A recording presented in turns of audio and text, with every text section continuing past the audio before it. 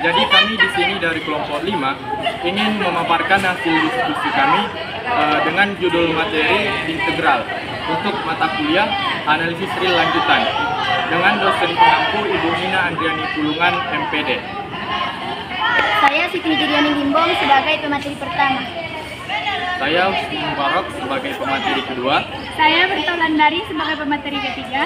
Saya Ali Munawar sebagai pemateri keempat. Saya Siti Hijriani Limbong. Di sini saya akan menjelaskan tentang partisi pada interval tertutup. Misalkan kita punya sebuah interval tertutup dan terbatas, yaitu interval tertutup AB. Nah, yang dimaksud dengan partisi dari interval itu adalah sekumpulan titik-titik di dalam interval tersebut yang disusun secara terurut, mulai dari titik awal sampai titik akhir.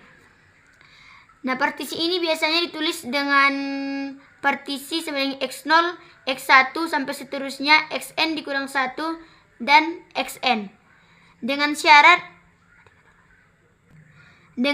A sama dengan X0, yang dimana X0 ini lebih kecil dari X1, X1 lebih kecil dari X2 sampai seterusnya, sampai dengan Xn dikurang 1 lebih kecil dari Xn sama dengan B. Yang dimana partisi P ini membagi interval tertutup AB menjadi subinterval yang tidak saling beririsan. Yaitu I1-nya itu terdefinisi dari subinterval X0, X1, I2-nya terdefinisi subinterval tertutup dari X1, X2 sampai dengan IN terdefinisi subinterval tertutup Xn kurang 1 sampai dengan Xn. Yang dimana partisi P ini dinotasikan dari subinterval ini dan yang ini. Nah, di sini kita misalkan P adalah partisi, nom dari partisi P didefinisikan panjang terbesar dari X1 dikurang X0, X2 dikurang X1 sampai dengan Xn dikurang Xn kurang 1. Nah, nom partisi adalah panjang terbesar dari subinterval yang membagi partisi interval tertutup A, B. Nah, contohnya di sini subinterval tertutup dari 0 sampai 10. Nah, jadi partisinya itu adalah 0, 1, 2, 4, 4 setengah, 9, dan 10. Yang dimana rumusnya itu adalah panjang terbesar dari X1 dikurang X0, X2 dikurang X1 sampai dengan Xn dikurang Xn dikurang 1. Nah, di sini I1-nya adalah subinterval dari 0 sampai 1, I2-nya subinterval tertutup dari 1 sampai 2, dan I3-nya itu subinterval tertutup dari 2 sampai 4, dan I4-nya subinterval tertutup 4 sampai 4 setengah. I5-nya subinterval tertutup 4 setengah sampai 9, dan I6-nya itu subinterval tertutup dari 9 sampai 10. Yang dimana ini semuanya diambil dari partisi ini menggunakan rumus yang ini. Nah, jadi panjang dari subinterval tertutup 01 ini adalah 1. Kenapa jadi 1? Jadi 1 dikurang 0 itu 1. Nah, kalau panjang partisi dari I2 ini adalah 1 juga. Karena 2 dikurang 1 itu 1. Panjang dari subinterval tertutup dari I3 ini adalah 2. Di I4 ini panjang intervalnya itu berapanya? Nah, di I4 ini panjang subintervalnya itu adalah setengah.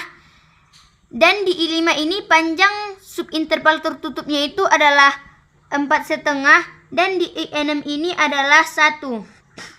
Nah, jadi panjang terbesar dari P ini adalah 4 setengah. Nah, selanjutnya partisi bertanda. Jadi apa beda partisi yang tadi dengan partisi bertanda ini? Nah, kalau partisi bertanda ini dia adalah partisi yang sama. Jadi kita punya partisi P yang sama, tapi kita memiliki sebuah titik di masing-masing subintervalnya ini. Jadi antara subinterval X0 ke X1 itu kita memilih satu titik, yaitu T1. dan X1 ini ke X2, kita memilih satu titik yaitu T2. Dan sampai seterusnya sehingga semua subinterval ini memiliki satu titik di antara subintervalnya. Nah, jadi titik ini dinotasikan menjadi TI. Jadi kalau TI ini berarti dia di subinterval XI min 1 sampai XI. Nah, si titik ini yang mewakili itu disebut sebagai tanda. Nah, kalau secara umum ketika kita mempunyai suatu partisi biasa di interval tertutup terbatas I, nah ketika kita memilih titik TI dari setiap subinterval, jadi subintervalnya itu I dengan indeks I terdefinisikan interval tertutup XI min 1 sampai XI untuk semuanya, tidak ada terkecuali. Nah, himpunan terurut dari subinterval, kalau misalkan tadi kita menuliskan partisinya itu hanya dengan P saja, maka pada partisi bertanda kita menuliskan P dan diberi satu titik di atas, atau saya menyebutnya itu P dot, partisi bertanda dari I. Terdefinisi himpunan interval tertutup XI min 1 sampai XI. Nah, beda penulisannya itu adalah kita menambahkan TI di sini. Dan I-nya itu mulai dari 1 sampai dengan N. Nah, ini makanya disebut dengan partisi bertanda dari I. Nah, jadi pertanyaannya bagaimana memilih si titik TI ini? Nah, titik TI ini boleh dipilih sembarang. Pokoknya hanya satu di setiap subintervalnya. Contohnya X0 ke X1. Kita milih hanya satu di sini subintervalnya. Boleh di tengah subinterval dan boleh juga di ujung subintervalnya. Jadi TI ini boleh dipilih sembarang. Yang penting subintervalnya terwakili. Nah, boleh nggak kalau kita punya subinterval yang berbeda tapi titik ujungnya sama? Contohnya kita punya interval tertutup dari 0 sampai 10 dan di I2 subinterval tertutupnya 1 dan 2 dan di subinterval tertutup I3-nya itu 2 dan 4. Nah, di I2-nya ini saya memilih T2-nya itu 2 dan di I3-nya ini saya memilih T3-nya itu 2 juga. Jadi boleh titiknya sama ketika dia titik ujung terpilih 2 kali. Karena memang 2 ini mencangkup dan beririsan di 1, 2 dan di 2, 4. Jadi boleh satu titiknya sama dipilih 2 kali dalam subinterval tertutup yang berbeda. Nah, baiklah, perkenalkan nama saya Husni Mubarak. Nah, di sini kita akan masuk ke definisi suatu fungsi terintegralkan Riemann. Nah, saya akan mulai dari versi kalkulusnya dulu ya. Mungkin akan ditemukan di sini ditulisnya sebagai delta X gitu ya. Tapi saya jabarkan maksudnya agar lambangnya lebih sama dengan yang kita gunakan. Jadi saya gunakan XI kurang XI kurang kurang 1. Dan kalau di sana partisi P-nya biasa. Saya samakan kalau ini adalah partisi bertanda, jadi sebenarnya itu adalah partisi bertanda. Nah, jadi kalau kita punya suatu fungsi FAB gitu, FAB itu didefinisikan dari interval AB ke bilangan Riemann. Nah, dia dikatakan terintegralkan Riemann di interval AB kalau limit dari ini norm P dot, norm partisi bertanda itu dia mendekati 0. Jadi si panjang terbesarnya itu hampir mendekati 0. Artinya kalau panjang terbesarnya hampir mendekati 0, berarti banyaknya subinterval itu banyak sekali ya. Karena di setiap panjang subinterval kecil-kecilnya dia lebih kecil, semakin kecil. Berarti banyaknya subinterval banyak sekali dari ini. FTI kali X min XI X min 1, atau ini adalah kita tuliskan sebagai limit F Ini boleh pakai titik koma, boleh juga pakai koma saja. Dia limitnya ada. Nah, kalau limitnya dari ini, dari sejumlah Riemann yang ada, maka dia dinyatakan sebagai integral Riemann. Nah, untuk P dot ini adalah sembarang partisi yang normnya adalah 0. Hampir mendekati 0.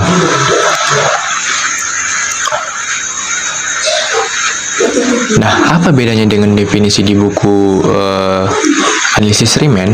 Sama aja. Hanya kalau di sini menggunakan limit pendekatannya. Di sini menggunakan definisi epsilon delta. Sama seperti definisi limit yang ada. Kalau kita belajar di analisis real 1, ketika kita belajar tentang definisi limit, kita juga bisa menyatakan definisi limit itu sebagai definisi epsilon delta. Nah, masih ingat? Contohnya ini. Definisi limit ini. Nah, kalau saya punya limit X menuju C dari Fx, nah ini ada artinya apa? Artinya kalau misalkan dinyatakan dalam epsilon delta, definisi epsilon untuk setiap epsilon lebih besar daripada 0.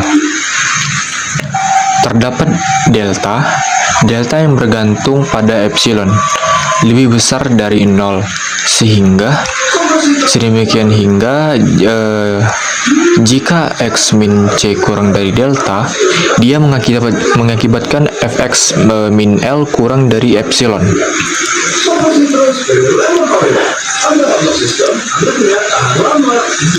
Jadi terdapat L anggota bilangan real. Karena ada berarti kita bisa menyatakan bilangan sebagai L. Nah, definisi limit itu seperti ini. Ketika kita menggunakan limit Fx X menuju C ada, berarti terdapat L anggota bilangan real. Sedemikian untuk setiap epsilon lebih besar daripada 0. Terdapat delta lebih besar daripada 0, sehingga X min C kurang dari delta mengakibatkan Fx min L kurang dari epsilon. Nah, di sini si definisi limit yang ini saya konversi, ibaratnya bukan saya yang konversi, dikonversikan ke integralkan Riemann. Karena kita punya limit ini, kita punya limit, lalu saya konversi ke integral Riemann. Berarti suatu fungsi dikatakan fungsi yang terdefinisi dari interval AB ke R dikatakan diintegralkan Riemann. Yang pertama adalah jika terdapat L anggota R. Sama ya, jika terdapat L anggota R untuk setiap epsilon lebih besar daripada 0. Terdapat delta ya lebih besar daripada 0, sama seperti yang di atas. Nah, sekarang ditambahkannya karena di sini adalah X-nya di sini juga adalah sembarang kan. Jadi kalau misalkan saya tambahkan di sini adalah untuk X yang terdefinisi. Untuk setiap X yang terdefinisi di domain X min C kurang dari D. Nah, di sini juga sama. Jika P adalah partisip bertanda sembarang, partisip bertanda di AB. Oke, saya seharusnya kurang situ. Nah, dengan ini kenapa normnya hanya P dot kurang dari delta, bukan X min C kurang dari delta? Nah, karena P dot di sini yang sebelah kanan dia adalah menuju 0. Berarti sebenarnya saya tulis seperti ini pakai warna merah aja biar kelihatan. Nah, 0 kurang dari delta epsilon, karena yang ini adalah min 0. Jadi kalau saya tulis seperti ini kurang dari delta epsilon, nah kalau si norm itu sudah pasti. Kalau yang sudah pas udah belajar bersama linear, norm itu panjang sudah pasti positif. Jadi saya langsung saja tuliskan menjadi seperti ini. Jadi mutlaknya boleh hilang karena dia sudah pasti bilangan yang lebih besar daripada 0. Oke, jadi boleh langsung dituliskan seperti ini. Sama, maka si sigma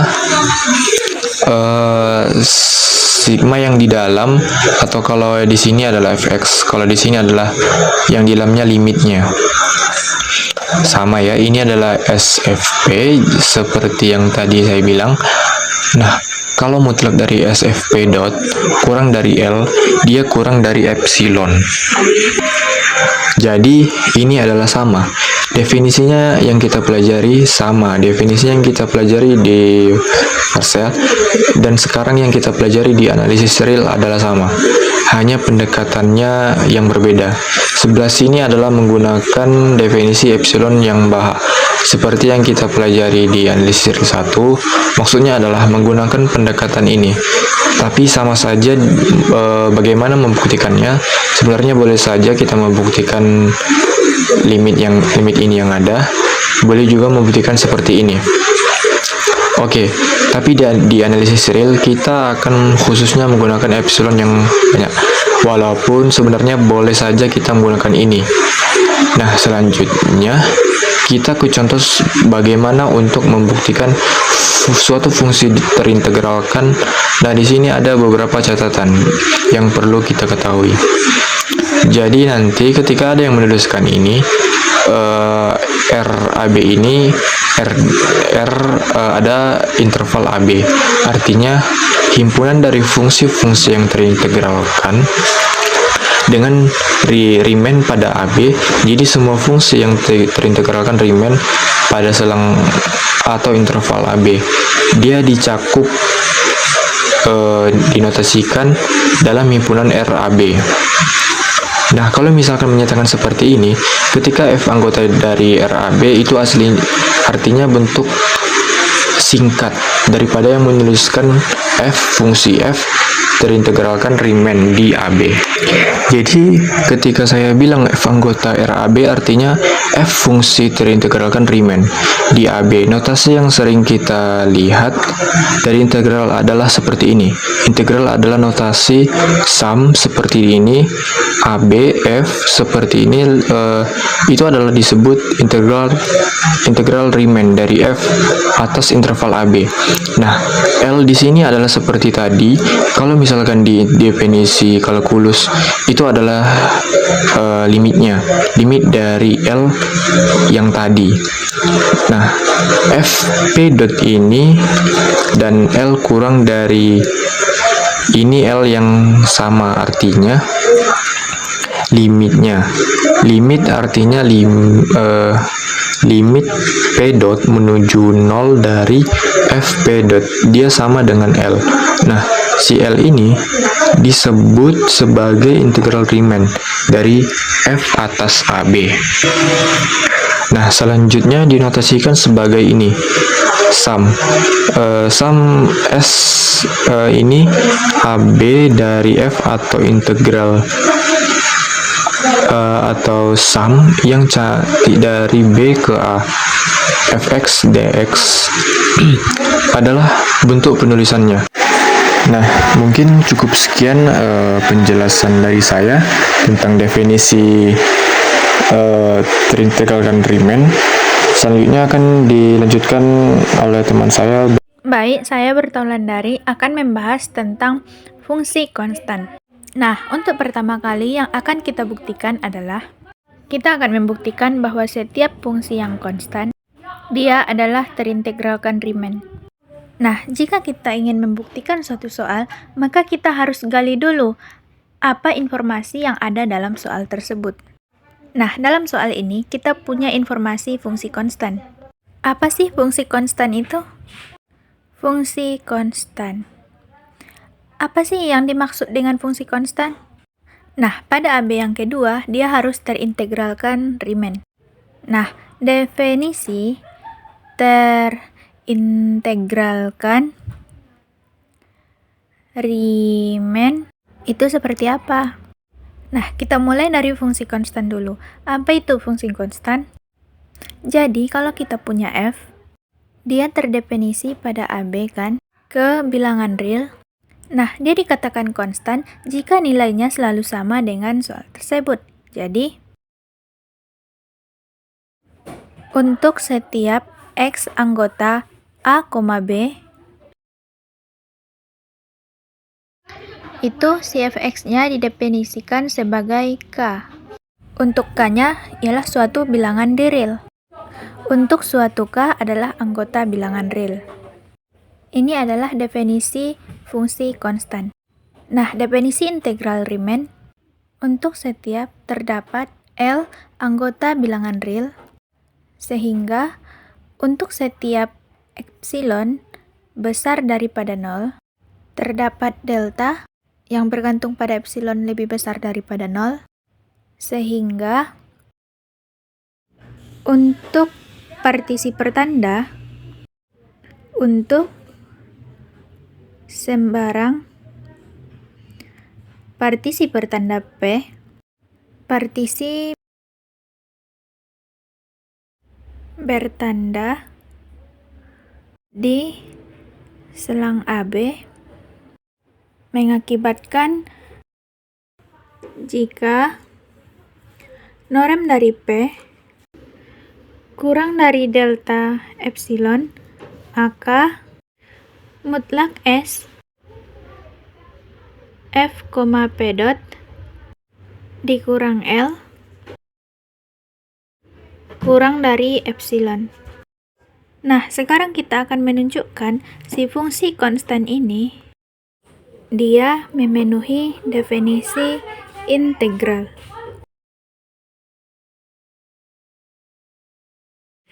Fungsi konstan ini dia memenuhi definisi integral. Nah, apa yang perlu kita ambil pertama? Integral AB dia dari K dx sama dengan K X mutlak AB sama dengan KB kurang A. Nah, si L-nya adalah KB kurang A. Jadi, tujuan kita adalah kita akan membuat jumlah Riemann-nya itu KB kurang A. Oke, sekarang kita uraikan dulu jumlah Riemann-nya. S F P dot itu adalah sigma I 1 sampai N FTI XI kurang XI kurang 1. Nah, FTI di sini pasti K karena dia fungsi konstan. Mau TI-nya berapapun, dia adalah K kali XI kurang XI kurang 1. Nah, karena K ini tidak ada hubungannya dengan indeks I, maka K sigma I sama dengan 1 sampai N XI kurang XI kurang 1. Terus sigma ini kita uraikan, K dikeluarkan. Kita mulai dari X1 kurang X0 tambah X2 kurang X1 tambah X3 kurang X2 tambah sampai Xn kurang Xn kurang 1. Nah, di sini kita akan kurangkan X1, X1, X2, X2, X3, Xn kurang 1. Berarti tinggal K Xn kurang X0. Nah, Xn dan X0 itu apa? Nah, dia adalah titik ujung dari intervalnya. Sama dengan B kurang A. Sama dengan K kali B kurang A. Nah, karena sebenarnya tanpa epsilon delta pun, atau tanpa delta pun, kita selalu dapat K kali B kurang A. Nah, berarti di pemilihan delta ini, kita boleh memilih apapun. Nah, sekarang bagaimana cara menuliskannya? Karena ini menunjukkan untuk setiap fungsi konstan. Kita ambil sembarang fungsi konstan f yang terdefinisi di selang AB menuju ke R. Misalkan f x sama dengan K untuk setiap x anggota dari AB. Baru kita beralih ke definisi integralnya. Nah, kita ambil sembarang epsilon lebih besar sama dengan 0. Nah, sekarang deltanya boleh kita pilihkan. Karena kebetulan di fungsi ini deltanya boleh kita pilih. Kalau misalkan di fungsi lain, mungkin deltanya akan bergantung pada epsilon. Delta sama dengan, kalau misalkan saya pilih 1, maka pilih delta sama dengan 1. Nah, ambil sembarang partisi bertanda P dot di selang AB dengan P dot kurang dari delta. Nah, perhatikan bahwa mutlak S F P dot dikurang. Nah, L-nya tadi sudah kita tentukan kan, K B min A. Nah, dia sama dengan, nah, SFP-nya kita uraikan sama dengan mutlak sigma TI XI min XI kurang 1, I-nya sama dengan 1 sampai N, kurang K kali B min A sama dengan, boleh langsung kita tuliskan K, terus dia sigma I sama dengan 1 sampai N, X1 kurang XI kurang 1, kurang dari K B min A, sama dengan langsung K B min A kurang K B min A sama dengan 0. Dia pasti kurang dari epsilon. Maka terbukti F ini terintegralkan Riemann. Baik, kita lanjut kepada pemateri ketiga, yang dimana pemateri keempat, yang dimana teorema 3 akan saya gunakan, yang dimana teoremanya itu bila F terintegral pada ujung interval A dan B, maka nilai integralnya tunggal. Jadi mari kita buktikan. Diketahui untuk F terintegral pada ujung interval A dan B, maka akan kita buktikan dengan A1 sama dengan A2. Nah, kita akan diberikan sembarang untuk epsilon lebih daripada 0. Untuk A1, nilai integral fungsi F pada interval A dan B, maka terdapat bilangan epsilon 1 lebih daripada 0. Sehingga untuk partisi P, maka akan terdapat titik-titik daripada partisi P, itu sama dengan X0, X1, X2, dan seterusnya sampai Xn. Nah, sama juga dengan B. Nah, inilah batas untuk intervalnya. Nah, pada ujung interval A dan B, untuk sifat partisi P1 kurang daripada delta 1 berlaku dengan mutlak S untuk fungsi daripada partisi 1 dikurang A1. Nah, lebih kecil daripada epsilon per 2. Nah, ini untuk A1. Nah, kita cari untuk pembuktian A2-nya, yang dimana A2 sama seperti A1. A2 ini memiliki integral fungsi pada interval A dan B, maka terdapat bilangan epsilon 2 lebih daripada 0. Nah, sehingga setiap partisi P2 memiliki juga titik-titik partisi di mana A itu sama dengan Y0, Y1, Y2 sampai dengan YN. Nah, sama dengan juga B. Nah, pada ujung interval A dan B dengan sifat partisi P2 kurang daripada delta 2 itu berlaku. Nah, jadi kita ambil untuk delta nilai minimal antara delta 1 dan delta 2. Maka akibatnya jika P sembarang partisi interval A dan B dengan sifat partisi P kurang daripada delta. Nah, ini berlaku untuk partisi P kurang daripada delta 1 dan partisi P kurang daripada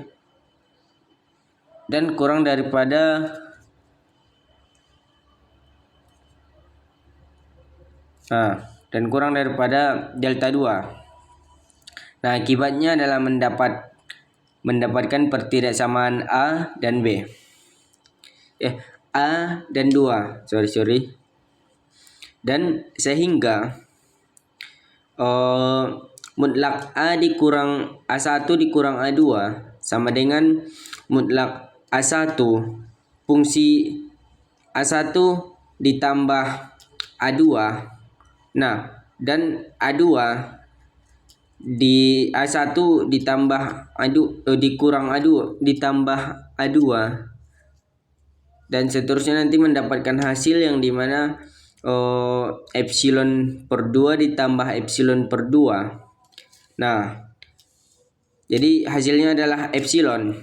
Nah, karena sembarang tadi epsilon lebih daripada 0, maka haruslah mutlak A1 dikurang A2 itu sama dengan 0, sehingga A1 sama dengan A2. Nah, seperti juga yang di atas tadi, yang dimana yang mau kita buktikan itu A1 sama dengan A2. Jadi ini terbukti ya.